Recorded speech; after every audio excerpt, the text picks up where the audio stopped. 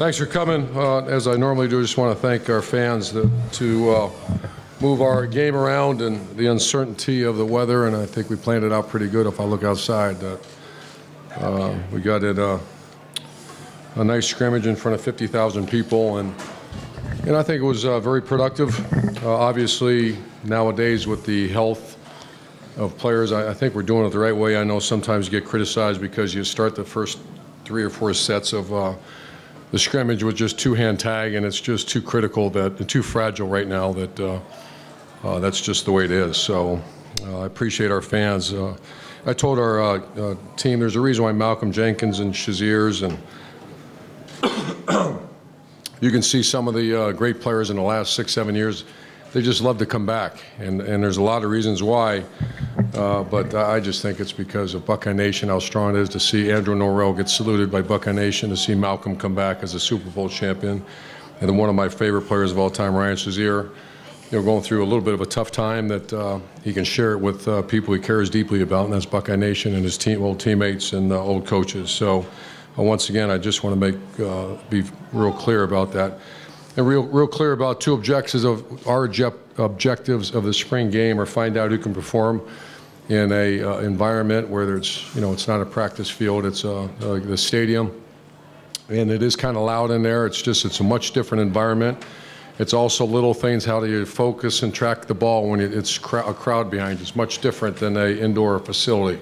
So it is very valuable, and that's why we didn't want to just bag it. And we worked really hard. I know Gene Smith and everybody just trying to work really hard to find the appropriate time to not put people in harm's way and also get a good scrimmage. And so that's objective number 1. Objective number 2, a lot of recruits come here, and it's kind of nice to showcase that you every year, I think we lead the country, and I'm not sure we'll do it this year because of construction and the weather, but every year that our guys come out and support our team and that. So I know I'm going to get a bunch of questions about the quarterback. I'll go and answer one of them right now, and that is that we're going to have to make some decisions. Those decisions have not been made. I thought Tate Martell showed his athleticism that's kind of caught my eye really since he's been here, and even more as of late. He's got to work, obviously, on his throwing the ball and et cetera. But a lot of times you're throwing to young receivers and receivers that just aren't productive right now. You got Joe Burrow and Dwayne, obviously, competing right now along with Tate. And so we're just going to have to, next week, I'm going to take the weekend off. We got recruiting and that, but on Monday, Tuesday, we're going to have some very good meetings and productive meetings. I want to see all the statistical data that we have charted everything and go from there. Other key positions are that Brady Taylor is leaving spring ball as our starting center. I'm not saying that's the way it is for the fall yet, but it's pretty close. He did very good. Josh Myers had a very good, productive spring as well. We had 3 offensive linemen out for really the majority of spring. Brendan Bowen and Michael Jordan are 2 guys that for sure are going to be playing a lot for us, and those are 2 guys we need to be healthy and ready to go. It's the first time I feel like we can have a solid 2 deep in the offensive line if everybody does what they're supposed to do this summer. 2 deep across the offensive line. That's not been that way around here. So our guys have recruited well, developed well, and now we just got to keep going. Tight end, you notice I pulled out Luke Farrell, and as of we finished spring practice, he'll be the starting tight end at Ohio State. He had a very good spring. That's as of now. I'm not making him the starter, but he's earned that right, and so we popped him out. Jake Hausman has gotten better as well. Rashad Berry has suffered 2 stingers the other day. That's why he did not play. And other than that, the 2 running backs did well. Antonio Williams had a very good, productive spring as well. Receivers, you didn't see much of the guys that played a lot of ball around here. And we're still waiting for, Vic, I kept him in there because he has to just keep getting better. And Jalen Harris had when he gets tired, like a lot of athletes, they just aren't very good. But he had some plays today, and he's had a very productive spring. I imagine he's very close to being in the rotation. On defense, Nick Bosa, obviously we got him out. He's had an excellent spring. The guy that has probably had the best spring of anybody on our team is Dre'Mont Jones. And he was outstanding this spring. For a guy to come back when a lot of people thought he should leave, a lot of times we have to deal with whether it be effort issues or why am I doing this issues, zero. And that's a credit to his family. And Larry Johnson, he had a great spring. And if he continues his development, he could be one of the best in America at what he does. Linebacker is still open as well with the injury to Tuff Borland. I thought Baron Browning played very good today. I think Hilliard is right in the middle of that thing too. And so we'll see. So that's kind of where we're at. We have a three-man rotation at corner right now with Damon Arnett, Kendis Sheffield, and Jeffrey Okuda. Okuda obviously with a shoulder didn't play. But you know how we like to play three guys. There might be another one pop in there if they young guys keep developing. And the field safeties probably our number one concern on our team. Right now we're just not quite sure who that is. Jordan Fuller will be a starter.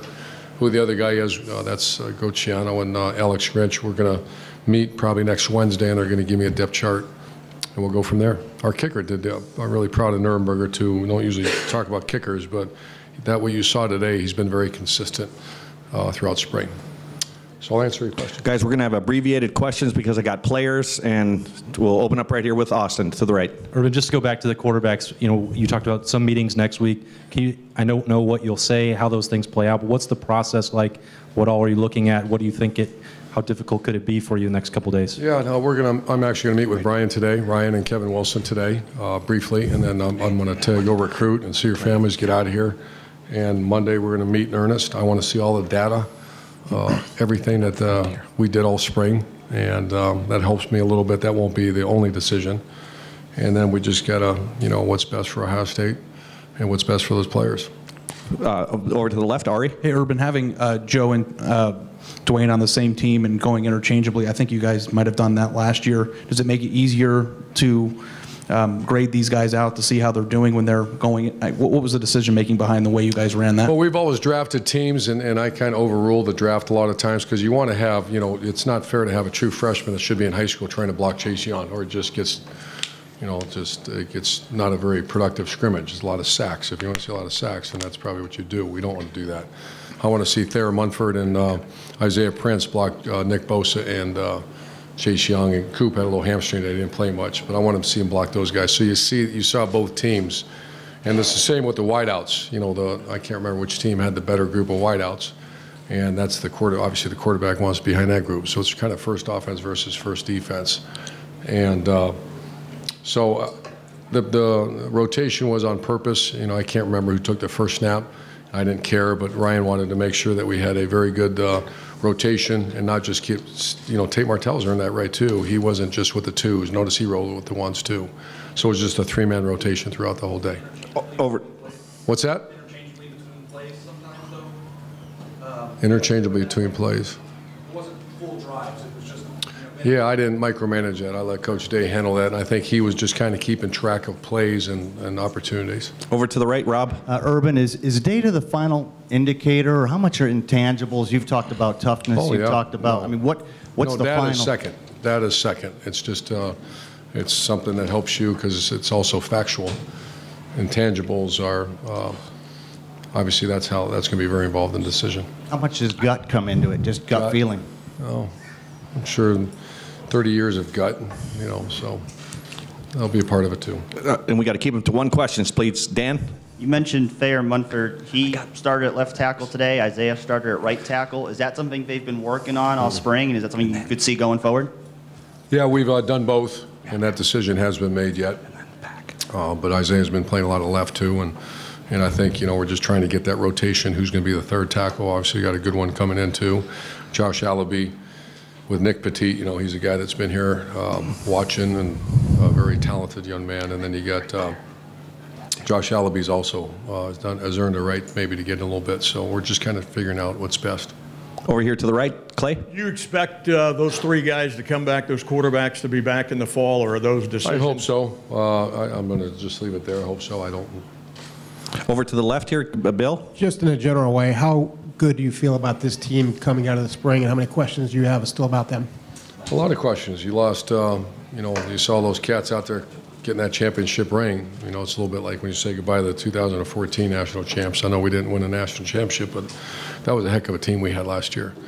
And a heck of a group of older players that I love to death and went through the wars together. So I'm pretty pleased with where we're at. This is not where we were last year, where it was a veteran team. Urban, Over to the left, yeah. You've talked all spring about how the quarterbacks have gone back and forth from day to day.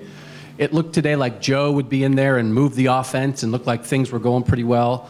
And then Dwayne would just make some throws that make your eyes light up a little bit. Is that what it's been like at times that spring? That it seems like Dwayne sometimes just does things that not a lot of quarterbacks can do with his arm. That's probably a true statement. A very, very accurate and live arm. Joe has gone from, he has to be one of the most improved quarterbacks as far as delivery speed and arm. He's always been a very smart, tough guy and a very good leader. But his improvement is very notable over the last really couple of years. That started a couple of years ago where you see the ball coming out much faster. And so I think they both have very good arms. Last question right here, Tim. Yeah, Urban, you talked about Dre'Mont Jones. This will be two questions in one. Dre'Mont Jones, when you talk about him having this great spring, what exactly from a coach's standpoint are you talking about? And follow up with that, Benjamin Victor, is he finally taking the bit? I mean, what do you see out of him that maybe says good things going forward? Well, one of the mantras, you heard the 5 concept, and that's be an elite competitor or fierce competitor. And then number 2 on the spring objectives was everyone's going to have a 1-loss record. And some are very proud of it and some are not. And we've charted everything. I mean, like went through back in January, any competitive situations, all the way through spring. For example, if I'm a wide receiver against a defensive back, in that situation, you're either win or you lose it. Same in blocking, same with all kinds of. And so when they meet with me next week, I'm going to have a sheet of paper, and in front of me it's going to say winner, how many times he won, how many he lost. And that's where I'm so proud of Dre'Mont is I can't wait to see it. I got a feeling I know what it's going to look like. Not a whole lot of losses in there. In the competitive situations. You know, what I don't want to do is put a guy like him and Bosa, I call it that 2,000 rep club, guys that have already been, you know, in competitive situations. He doesn't need to do that, but he does need to be in competitive situations where people stay up, and he's won most of those. Great. Has Victor become, I guess for one of another word, more consistent? What's the word you would use there? He's still got a ways to go. You know, that's one of the most talented receivers we've ever had. And it's consistency and the fight and those kind of things, because when he does, it's fun to watch. And you saw, you know, I think it was Michigan State had a great play and very talented guy. Great.